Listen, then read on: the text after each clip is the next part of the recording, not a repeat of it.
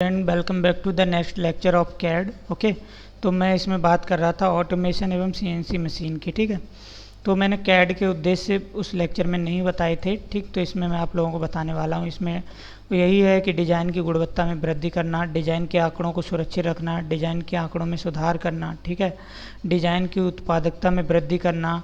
ठीक, ये सब कैड के उद्देश्य होते हैं। कैड का मतलब ही है डिज़ाइन पे काम करना, कंप्यूटर एडेड डिज़ाइन। ठीक है, उसके बाद हम बात करें कि कैड में कौन कौन से चरण प्रयुक्त होते हैं। तो सबसे पहले तो डिज़ाइन की आवश्यकता की पहचान, मतलब कि किस मटेरियल की हमें डिज़ाइन बनानी, किस पदार्थ की हमें डिज़ाइन बनानी है, क्या चीज़ मार्केट में चल रही है जिसकी हमें डिज़ाइन बनानी है। पहले हम उसकी पहचान, आइडेंटिटी करेंगे।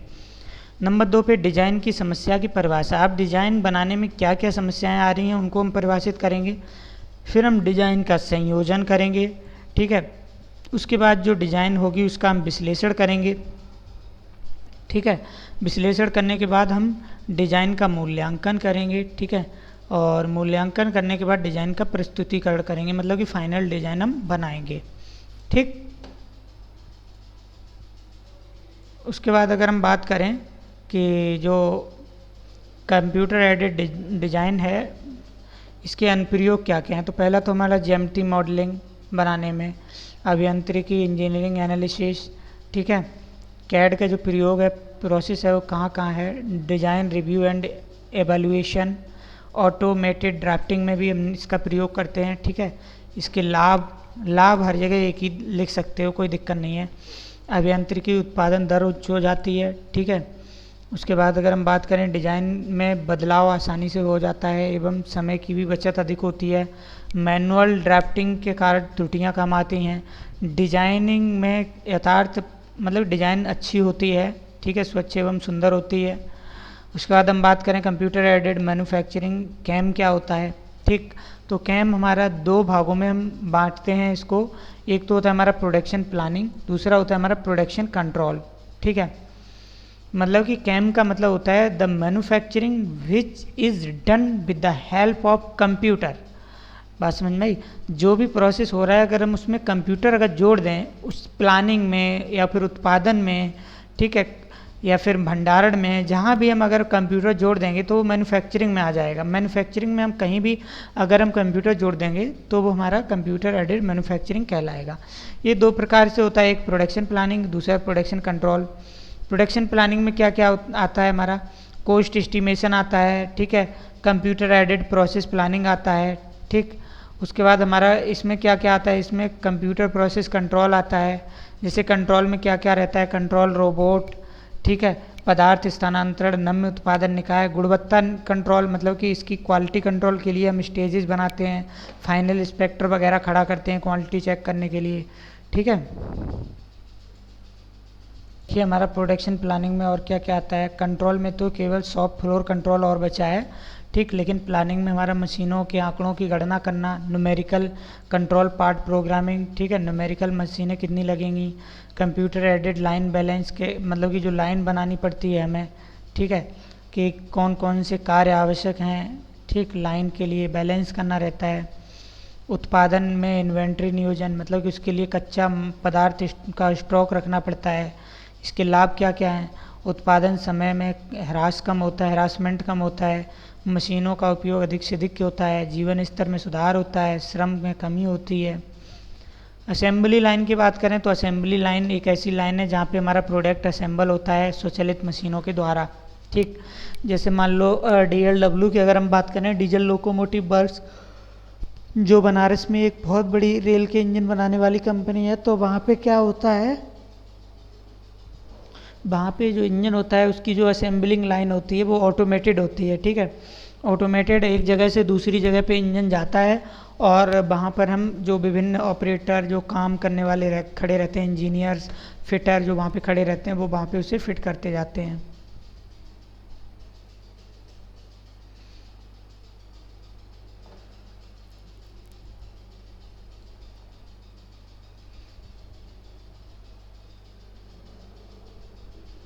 उसके बाद ये सब कुछ नहीं आपको पढ़ना है, इसकी कोई पढ़ने की ज़रूरत नहीं। चलिए अच्छा समझा देते हैं, क्योंकि अगर उस तरीके का आता है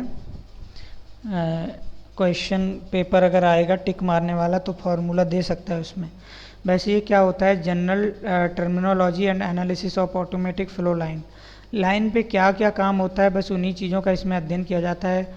स्वचालित प्रवाह रेखा के अध्ययन के लिए सर्वप्रथम एक ऐसी रेखा प्रवाह का अध्ययन करते हैं जो बिना सुरक्षा भंडारण का ही एक सिंक्रोनस ट्रांसफर निकाय है। ठीक, तो मैं यहाँ से शुरू करता हूँ। मान लेते हैं इस समय अंतराल चक्र का जो साइकिल टाइम है टीसी कहते हैं। चक्र समय वह समय होता है जो कार्यखंड को स्थानांतरित और एक कार्य स्टेशन पर सभी प्रक्रम को करने में व्यय होता है।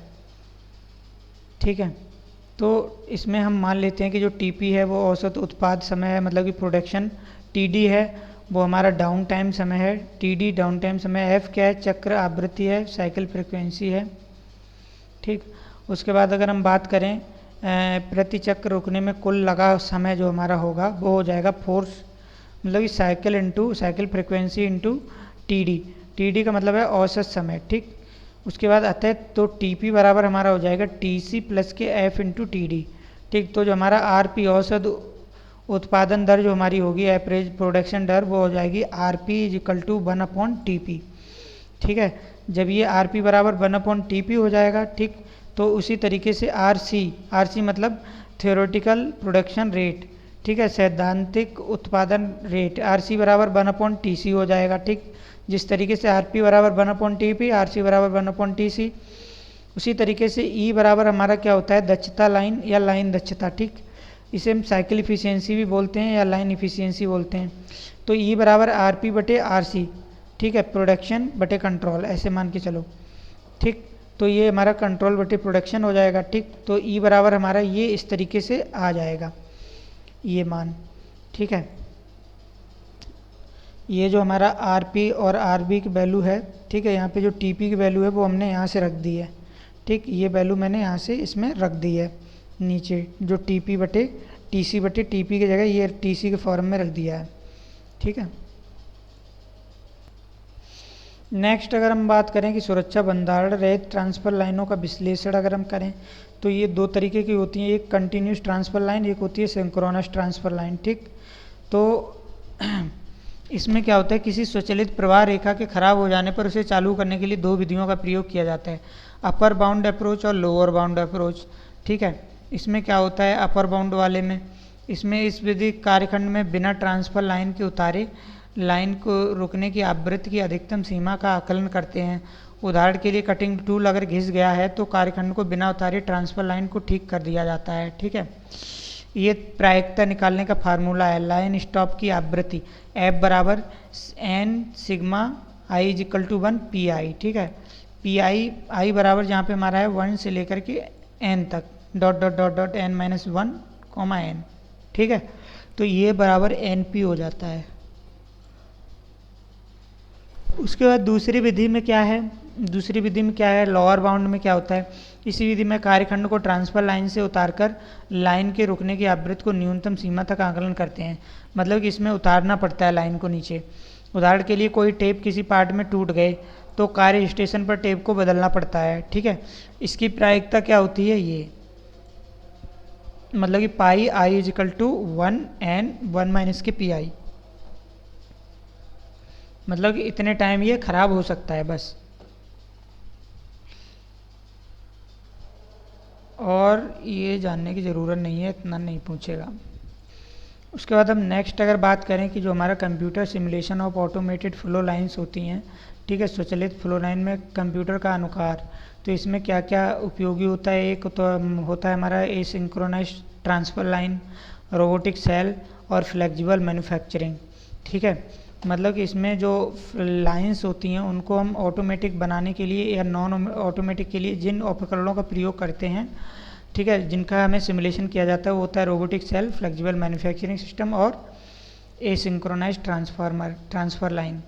असेंबली प्रक्रम में क्या होता है, सबसे पहले हमारा एक तरफ मान लो ये लाइन है पूरा, असेंबली कैसे होता है, कच्चा माल बनता है, उसके बाद प्रोडक्ट तैयार होता है, फिर उसका निरीक्षण किया जाता है, निरीक्षण करने के बाद यहाँ पे असेंबल किया जाता है, असेंबल करने के बाद हमारा पूरा नया प्रोडक्ट बन जाता है।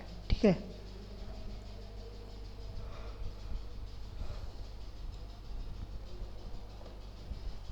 फिलहाल तो अगर हम बात करें ये विभिन्न चरणों में होती है। जैसे मान लो फर्स्ट चरण अगर कंप्लीट हो गया तो दूसरे चरण में भेज देंगे, दूसरा चरण कंप्लीट हो गया तो आर चरण में भेज देंगे, क्योंकि कोई भी प्रोडक्ट बनता है वो कई चरणों में बनता है।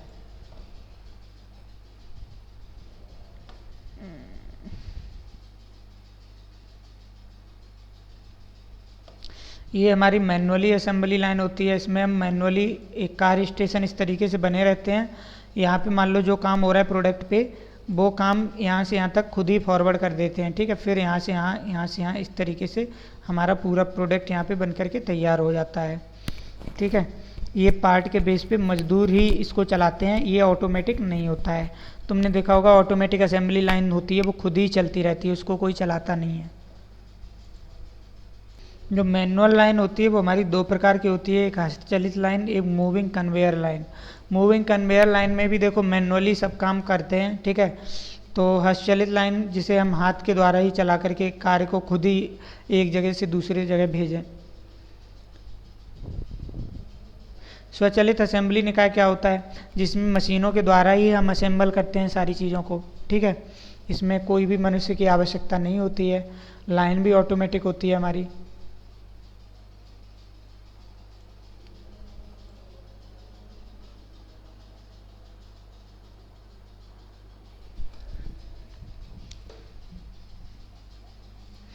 उसके बाद स्वचालित संयोजन तंत्रों का वर्गीकरण, मतलब कि ऑटोमेटेड असेंबली सिस्टम में क्या क्या रहता है। एक तो रहता है हमारा स्थानांतरण विधि के आधार पर, दूसरा संयोजन तंत्र की भौतिक अवस्था के आधार पर। तो इसमें हमारा continuous line transfer, synchronous transfer line, ठीक है, एसिंक्रोनस ट्रांसफ़र लाइन और स्टेशनरी बेस पार्ट लाइन रहती हैं, ठीक। और इसका अगर हम बात करें तो इसमें केवल सिंगल स्टेशन असेंबली मशीन होती है, ठीक है। दूसरा कर्सल असेंबली, ठीक है, क्राउजल असेंबली मशीन होती है, एक इनलाइन असेंबली मशीन होती है, और ये डायल टाइप असेंबली मशीन होती है, और कुछ नहीं।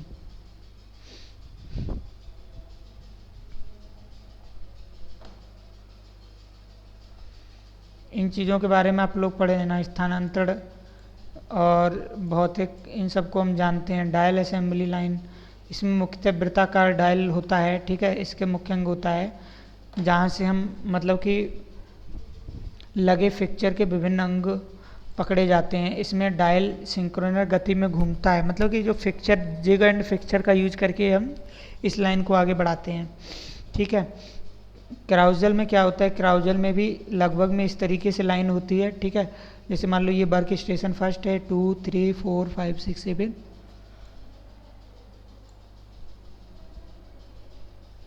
यहाँ पे हमारा लोड या अनलोड रहता है। लोड करने के लिए यहाँ पे दे देंगे और अनलोड करने के लिए यहाँ से हम बाहर निकाल लेंगे, ठीक।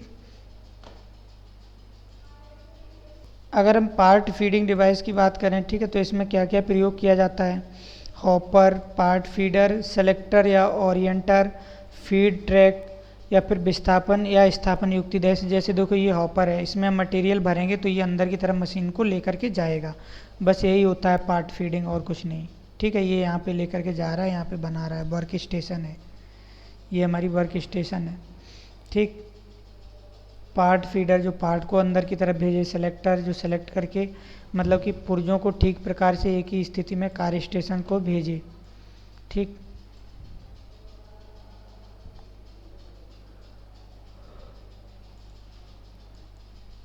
उसके बाद हमारा आता है ग्रुप टेक्नोलॉजी। तो ग्रुप टेक्नोलॉजी का मतलब है कि पहले क्या था, पहले जो भी हम काम करते थे वो एक ग्रुप में नहीं करते थे, ठीक है। अभी क्या है कि काफ़ी मशीनों के समूह को इकट्ठा करके मतलब कि एक ही जगह पर लगा करके हम ग्रुप में काम करवाते हैं, ठीक है।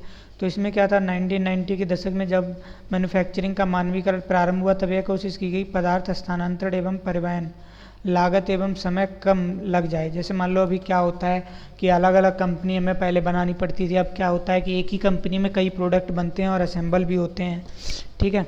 तो वही इसमें ट्रांसपोर्टेशन वगैरह बच जाता है, मटेरियल हैंडलिंग एंड ट्रांसपोर्टेशन का समय बचता है, ठीक है। तो इससे ग्रुप टेक्नोलॉजी से फ़ायदा होता है। और हम पार्ट डिज़ाइन की बात करें, ठीक है, तो हम अगर एक जगह मान लो 10 डिज़ाइनर ग्रुप में बैठ के बना रहे हैं डिज़ाइन को, मशीन के अलग अलग पार्ट का अगर डिज़ाइन बना रहे हैं तो इससे भी हमें काफ़ी फ़ायदा मिलता है, ठीक है, फिर उसको बाद में हम लोग असेंबल कर लेते हैं। तो फ़िलहाल के लिए तुम्हारा ये चैप्टर भी ख़त्म हो गया है। अगर कोई दिक्कत है तो मुझे पूछो। जितनी इम्पोर्टेंट चीज़ें हैं वो मैंने आप लोगों को बता दी हैं, ठीक है। मिलते हैं नेक्स्ट लेक्चर में।